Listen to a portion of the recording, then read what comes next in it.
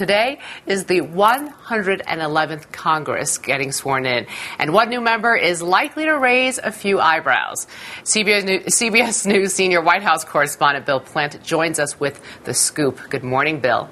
Good morning, Julie. You know, you've been here often enough to know that there are plenty of 20-somethings in D.C., particularly here in the Capitol. And most of them are just sort of starting their careers in Washington, like the person you're about to meet. But there's a big difference. His name is Aaron Schock, and he is about to be sworn in today as the youngest member of Congress. At 27, Aaron Schock looks more like your typical congressional aide than a congressman. But today, he takes the oath as a Republican member of the House from the 18th District in central Illinois. We caught up with him at his new office. The enormity of his new job hit him when he saw the view. Come out and take a look at the Capitol Dome. And we visited with him in his Illinois district. No, don't try this at home. As he prepared to become the first member born in the 1980s to serve in Congress. Schock started in politics when the local school board refused to allow him to graduate high school early, even though he'd completed the work.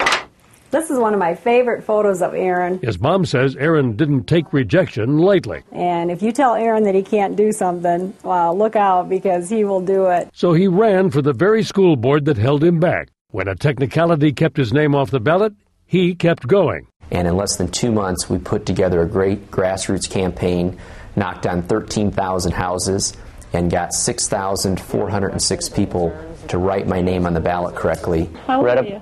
How old am I? I'm 19. While serving as the youngest school board member in the state, Schock finished college in just 2 years. At 22, he won a seat in the Illinois state legislature, where he served 2 terms.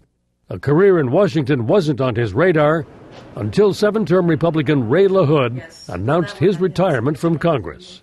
And the door was open, and with all things in life, opportunity and timing is everything. Unlike other Republicans, Schock thought the timing was right to have President Bush campaign for him. Schock carried the district with a whopping 69% of the vote. But now he faces a new challenge. You know, I'm excited. The last couple of months has been literally like drinking out of a fire hose. The man he succeeds says Aaron Schock is up to the job. He does have a big learning curve, but he's smart enough to know that if he listens to people, he will be successful. Okay, he's smart.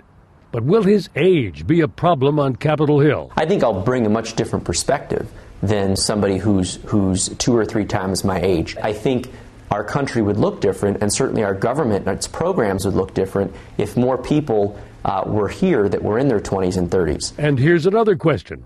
Will this 27-year-old guy be able to have a life in Washington? When we saw him, he didn't even have a place to live. Might have to get some roommates. While Dad has no doubts that Aaron's ready for the political gloves to come off. And he's been in politics, you might say, for 10 years. So his mom's concerned about what he puts on. He still doesn't have a top coat, and I told him he needs a top coat if he's going to walk around in D.C. That's what your mother would tell you, of course. And he will need a top coat probably for the inauguration 2 weeks from today. And there's something else that might come in handy for Aaron Schock that he probably doesn't have just yet, and that's a thick skin to survive inside the Beltway.